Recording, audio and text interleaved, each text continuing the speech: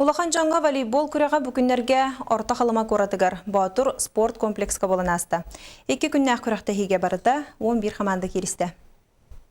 Тәрелтелер кәрділергер волейбол күрәға өсеккетігінші 5 сылттан ұтылдар. Ол күрдік бұйылғы сылы түміктер күрәққа барыта 5 әрі жон етенне 6 жақталар командалара. 2 күн ұстата теремәчіге өйі көреттілер. С каждым годом у нас растет количество команд, которые принимают участие в данных соревнованиях.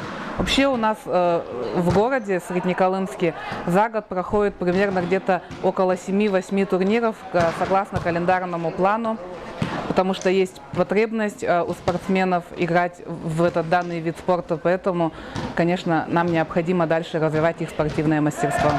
Опсайнын орта қаламалар спортынан сөбілән жарықтан алылар. Жағалта да түттен спорт сайдытығар болғымта түскі ұрылар. Волейбол кәнттен кәлер неделеға оғылырға тұсту бар, начальный класс оғылырға. Ол ұсыны ветеран педагог министерігер. Кілін кәмге нәйлене чойдық тұджар, әсірді алтаттан сағалан.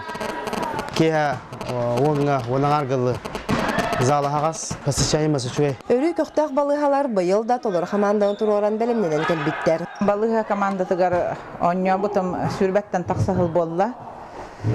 Бүгін сәттәкі кәлән күттағыл жабыт. Жоннор сүрдән сәргәқсиеллер, күрәқтәхігі бәлімгі жарыққа хүддән ғылжалылар. Тыңағындақ кирсілер түміктерігер әр жоңғада жақталарға да үйері құлеттерін командалара қиылағынан тақсан кубағынан металлерінен нағырадаланылар.